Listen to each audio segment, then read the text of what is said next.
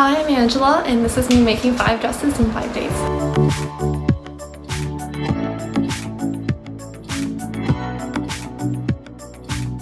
Hey guys, it's currently Monday the 17th, which means I have 2 weeks until school starts.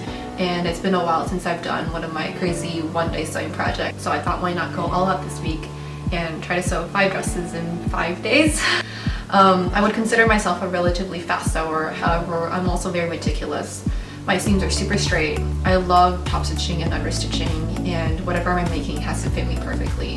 Even if it's like a quarter of an inch off, it'll bother me and I'll want to fix it. I probably can't do that this week or I'll drive myself crazy, but I guess we'll just have to see. These are all of the fabrics and supplies I'll be using this week, and all of the dresses I plan on making. And for today, I'll get started with this dress using this fabric. And the first step is making the pattern, so let's get to it.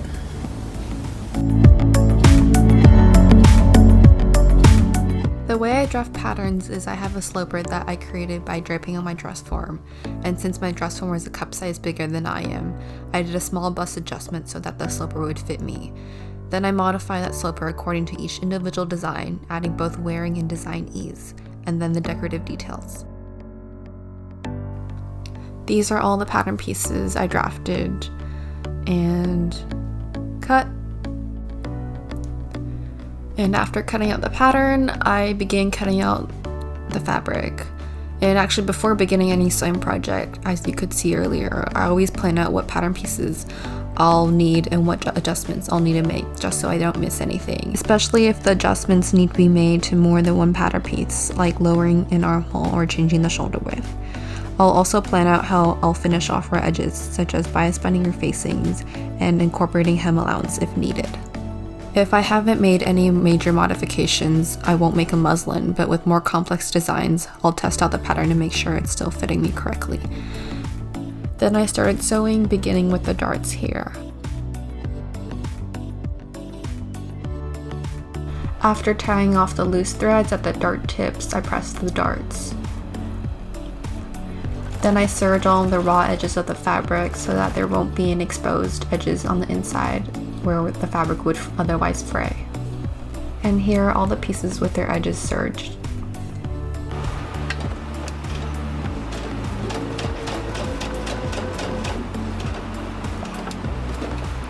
I put the assembled bodice on my dress form to check if it's turning out well before beginning construction on the skirt, featuring this huge mess in my studio. To create the puff sleeves, I stretched and sewed elastic near the edge of the sleeves, and then this is the V neckline featuring bias binding. And of course, the usual invisible zipper at the center back.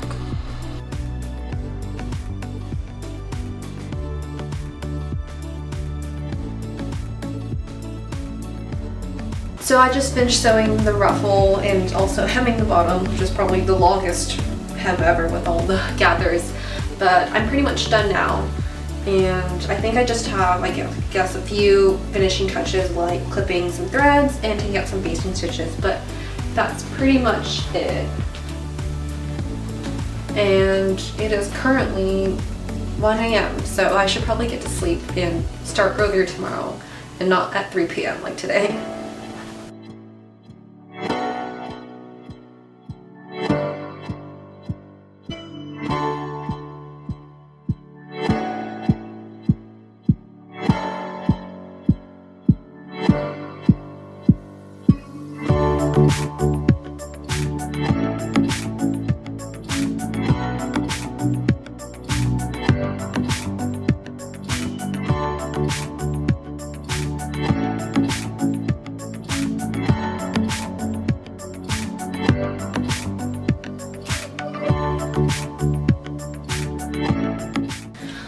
Hello, it's day 2 and I'm off to a late start like yesterday.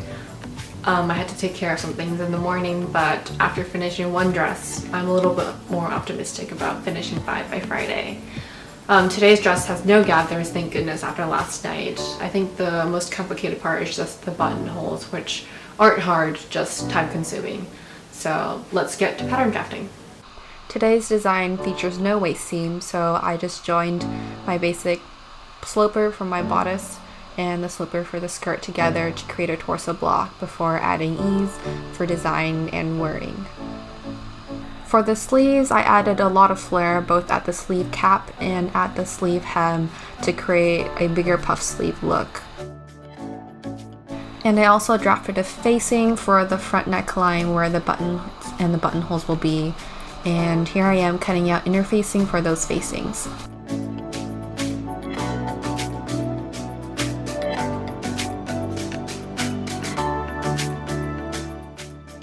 Then I fused the pieces of inner facing to the facings cut from the fabric, giving it a good press so that the heat melds the pieces together. I also sewed stay tape inside the seam allowance of the necklines so that they wouldn't stretch out over time, and serged all the raw edges of the fabric before beginning construction with the double-ended darts here.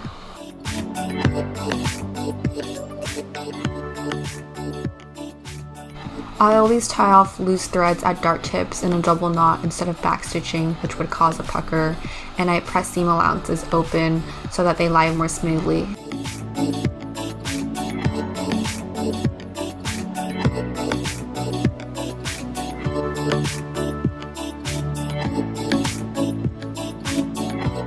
Here's how the dress is coming along, and then also the sleeve.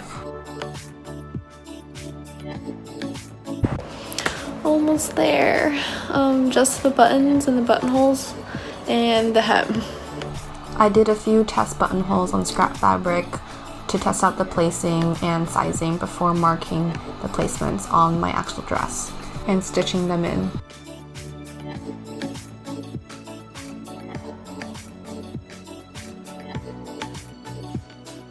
For the hem, I just did a double turn 3/8 of an inch hem. I try to stay organized and tidy when I'm sewing, but sometimes I just can't help it. Okay, update. I finished the buttonholes and also the hem, but I think I'll do the actual buttons tomorrow morning. I don't really feel like hand sewing right now this late, so I guess I'll see you tomorrow. Hey guys, it's currently Wednesday and I have a couple of meetings today, but I'm gonna finish sewing the buttons on the dress from last night and clean up this mess behind me, get to my meetings, and then we'll come back for the third dress. I just sewed the buttons on the dress front, matching up with the buttonholes on the other side, and before cutting out the buttonholes, I fray checked the openings so that they wouldn't fray, and then I cut into the buttonholes using a small pair of scissors. And that's it. 2 done, 3 more to go.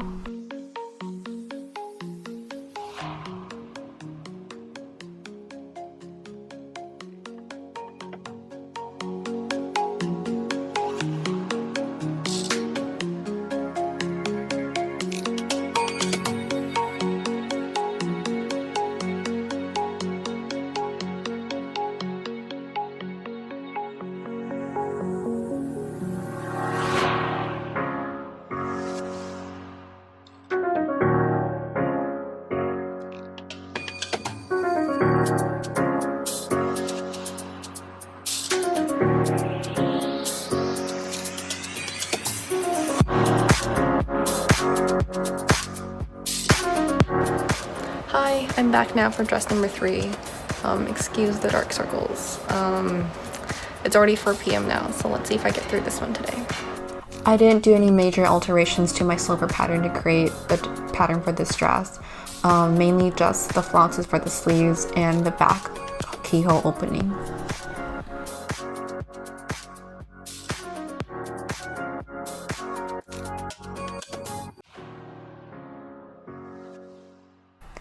I gather the edge of the flounce to fit the sleeve, and it usually takes a little bit of time to get all the gathers evenly spaced.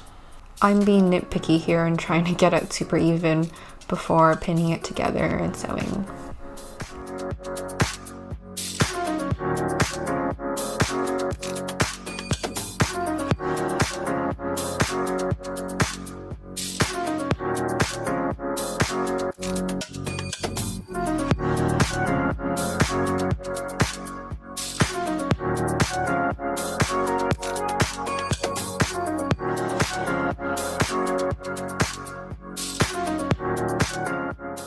After sewing up the underarm seam and pressing it flat, turning it right side out, that's the sleeve finished. More gathering, yay! This was for the sleeve cap, where I'm easing the sleeve into the armhole of the bodice. Matching up the underarm seam and the side seam together before pinning all the way around.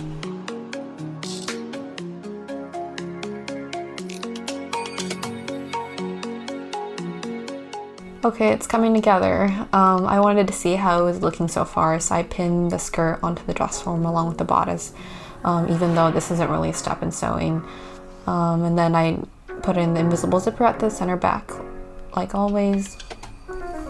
And finally, top stitching on the ruffle at the hem.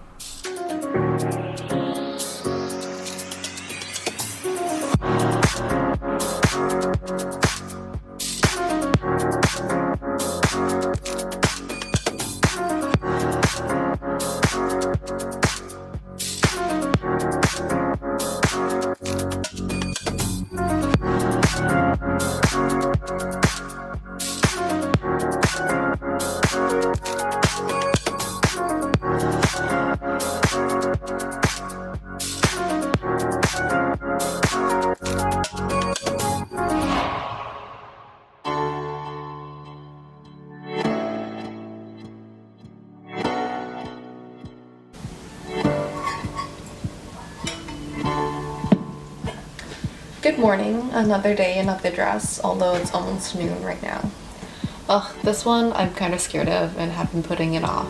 I've been waiting for a day where I'm not as busy so I can get started on it a little bit earlier because I know it will take a while. It's the hardest dress to draft so far, and the fabric I'm using is also the most expensive, so I don't want to mess it up. But there's no time for stalling, so I should get started. Let's take it one step at a time, and you already know that starts with drafting the pattern. Okay, actually first I need to write down some instructions for myself so I don't get lost in all the different pieces. This pattern involved a lot of modifications to get the fullness I wanted, and although it does take me a while, I genuinely enjoy this process of pattern drafting and find it pretty therapeutic, although sometimes sitting on the floor for so long hurts my back. Still working on the pattern. And these are all of my crazy pattern pieces. I'm so scared of cutting into the fabric. Normally I would make a muslin first to test out the pattern before cutting it in the actual fabric, but I don't have time for that today, so here goes nothing.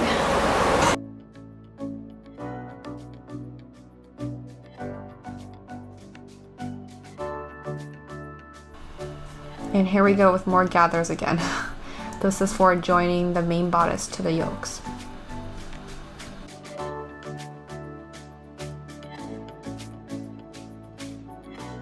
Here's one of the back bodice pieces gathered, and then the basic bodice finished, so far excluding the sleeves.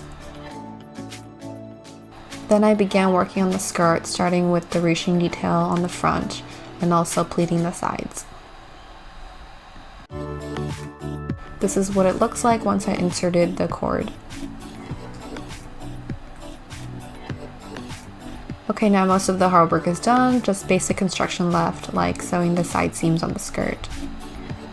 All that's left now is putting all the pieces together, so sewing the waistline seam, the armhole seams, sewing the double flounces to the skirt hem, putting in the visible zipper, and quilting the yokes.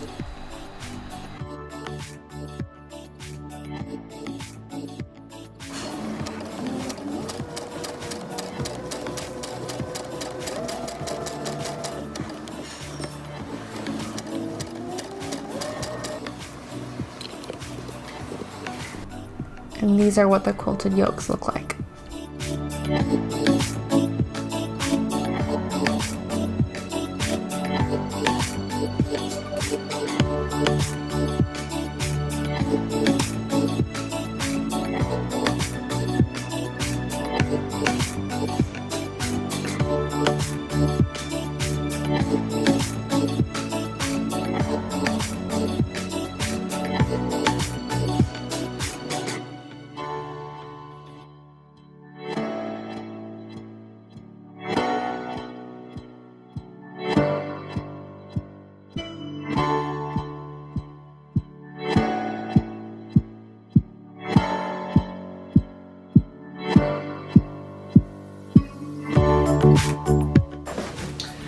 Friday, day 5, the last day. I think I've done the most sewing this past week out of the entire year, and to be honest, I'm a little bit done at this point. I've gone to sleep every single night thinking about sewing the next day's dress, so I think I need a break before making another sewing project. I kind of knew this would happen though, so I have the easiest dress planned for last. It has no sleeves, zero gathering, and very minimal seams, so I think I should be able to get through it. Since it's fairly simple though, I'll be doing bound buttonholes for the lace-up openings, and I'll put a picture here of what they look like. I just think they look cleaner than machine buttonholes or metal grommets, but I haven't done them in a while, so I'll have to practice sewing some before I do them for real. Oh, and also I'll be draping the pattern on my dress form instead of drafting the pattern flat on paper. It's just easier and faster to get the princess seams to fit that way. So yeah, I think that's about it. Last stretch, guys. Normally, if I'm creating any type of pattern that has darts, I like drafting it flat on paper because, like I said before, my dress form is a cup size bigger than I am, so usually I would have to do a small bust adjustment if I drape anything on it, which can be a bit tricky depending on the placements of the darts and how much fullness there is. But for designs like this, where I'm just following the princess seams on the dress form, I can easily take them in to fit me better, and once I have draped all of the pattern pieces individually, I pin them together to check for fitting, and for this one I took in the waistline to become more snug.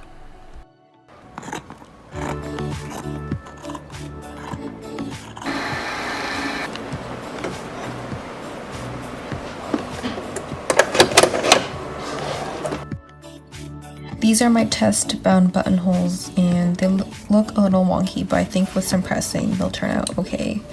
The problem is these two took me like 30 minutes, and the actual dress has like 16 of them, so someone please tell me why I thought this was a good idea. Okay, so I've just finished sewing 8 of them, and to be honest, I'm not really loving how they're looking. So I think I'm just gonna go back to doing regular buttonholes and recut the fabric. So much so for the last hour and a half. For the straps, I just created simple spaghetti straps that I top stitched on both edges, and I repeated the same on a narrower strip for the lacing. Then I hemmed the bottom of the skirt, which involved sharp corners, and then finally marking where the buttonholes would go for the openings of the lacing before sewing them in.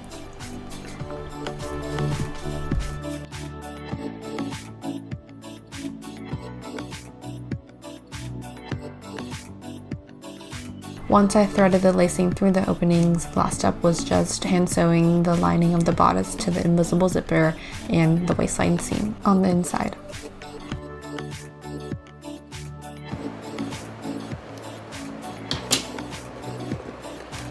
I finished.